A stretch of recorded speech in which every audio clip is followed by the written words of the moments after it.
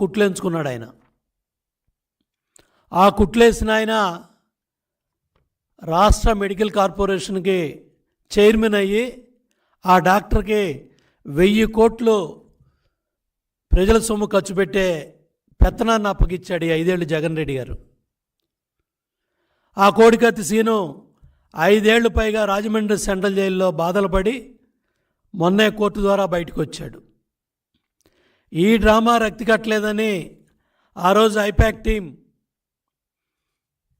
బాబాయ్ హత్య కేసు మీద సిబిఐ విచారణలో చాలా స్పష్టంగా సానుభూతి డ్రామా కోసం, ఎన్నికల్లో లబ్ధి పొందడం కోసం కడప ఎంపీ సీటు పంచాయతీలో చాలా స్పష్టంగా ఎన్నికలకు కరెక్ట్గా నెల రోజుల ముందు ఎన్నికల షెడ్యూల్ ప్రకటించిన తర్వాత బాబాయ్ హత్య జరిగి సానుభూతి డ్రామాతో నారాసుర రక్త చరిత్రని మా చేతుల్లో గొడ్డలు పెట్టి మీ సాక్షిపత్రికలోనే బొమ్మలేసుకొని కరెక్ట్గా 2019 ఎన్నికల ముందు ఈ సానుభూతి డ్రామాలే, ఈ కోడికత్తి డ్రామా, బాబాయ్ హత్య కేసు డ్రామాతో 2019 ఎన్నికల్లో ఒక్క ఛాన్స్ అని అధికారంలోకి వచ్చి పరిపాలన చేయటం చేతగాక చతికిలబడి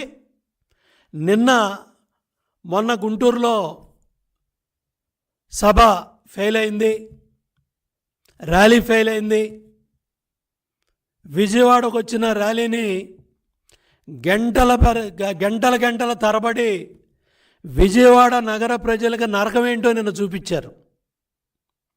ఆ నరకాన్ని చూపించి జనం లేరనే ఫ్రస్ట్రేషన్తో సింగనగర్ దాటిన తర్వాత ఆ ప్రాంతాల్లో ఎన్నిసార్లు కరెంటు తీశారు, ఎన్నిసార్లు కరెంటు పోయింది. ఇన్నిసార్లు కరెంటు పోతే భద్రత, ఇవాళ పోలీసుల భద్రతా వైఫల్యం కాదా ఇది? ఇంత అడ్డగోలుగా మీరు ముఖ్యమంత్రి పర్యటనలో అన్నిట్లో ఫస్ట్ అని చెప్తాడు ముఖ్యమంత్రి, నువ్వు ప్రోటోకాల్లో కూడా ఫస్టే. ఇవాళ ఇది ఘోర భద్రతా వైఫల్యం. ప్రధాన దినపత్రికలన్నీ ఇవాళ మీ పోలీస్ యంత్రాంగ వైఫల్యాన్ని, ఘోర భద్రతా వైఫల్యాన్ని, మీ చేతగాంతనాన్ని, మీ అసమర్థతని ఎత్తి చూపిస్తే సంఘటన జరిగిన కొద్ది నిమిషాల్లో చంద్రబాబు నాయుడు గారి మీద పడి ఏడుస్తున్నారు, లోకేష్ బాబు మీద పడి ఏడుస్తున్నారు, తెలుగుదేశం పార్టీ మీద పడి ఏడుస్తున్నారు. అధికారంలో ఉంది మీరు, ప్రభుత్వం మీది. గుంటూరులో రోడ్డు మీదకి వచ్చి ధర్నాలు చేస్తున్నారు. ఒక టీవీ ముందు ఓ పెద్దమ్మని ఏడుస్తూ ఉందని వీడియోలు తీసి నిమిషాల్లోనే ఐపాక్ టీము సోషల్ మీడియాలో విచ్చలవిడిగా ప్రచారం. పొద్దున్నే పిల్లలతో ఏడిపిస్తా ప్రచారం. అంటే మీ ప్రచార పిచ్చి ఏ స్థాయికి వెళ్ళిందంటే ఇవాళ ముఖ్యమంత్రికి ఇంటెలిజెన్స్ సెక్యూరిటీ వింగు 100 మంది కాపలా ఉన్నారు అక్కడ, ఐఎస్డబ్ల్యూ వాళ్ళు. సీఎం సెక్యూరిటీ గ్రూప్ సిఎంఎస్జి వాళ్ళు ఉన్నారు. తర్వాత క్లోజ్ ప్రాక్సిమిటీ గ్రూప్ ఎస్కార్ట్ వాళ్ళు ఉన్నారు. Inner cordon, outer cordon, periphery, ఇన్ని గ్రూపులు, ఇన్ని 100 మంది పోలీసులుంటే మీ చేతకాంతనం, మీ భద్రతా వైఫల్యం ఎవరిని ఆడిపోసుకుంటారు? ఎవరి మీద పడి ఏడుస్తారు? క్లియర్ కట్గా కోడికత్తి 2 వెర్షన్ ఇది చాలా క్లియర్గా సోషల్ మీడియా అంతా ఘోషిస్తూ ఉంది, పత్రికలు ఘోషిస్తూ ఉన్నాయి, ప్రజలు ఘోషిస్తూ ఉన్నారు. మీ సానుభూతి డ్రామాలు కట్టిపెట్టమంటున్నారు. ఇప్పుడే బూతులాడు వచ్చాడు, ఇంకా ఇటు రాలేదంట అనుకున్నా, గుడివాడు బూతులాడు, గుట్కాగాడు. వాడు వచ్చి బ్లాక్ క్యాట్ కమాండాలు కావాలంటాడు. ఓకే, బ్లాక్ క్యాట్ కమాండాలు కావాలంటే ఢిల్లీ పోయి చెప్పుకోండి. 30 మంది ఎంపీలు పెట్టుకున్నారు కదా. మీకు ప్రత్యేక హోదా దాటం చేత కాదు, స్టీల్ ఫ్యాక్టరీ చేత కాదు, కడప స్టీల్ ఫ్యాక్టరీ చేత కాదు, పోలవరం చేత కాదు, అమరావతి వద్దు.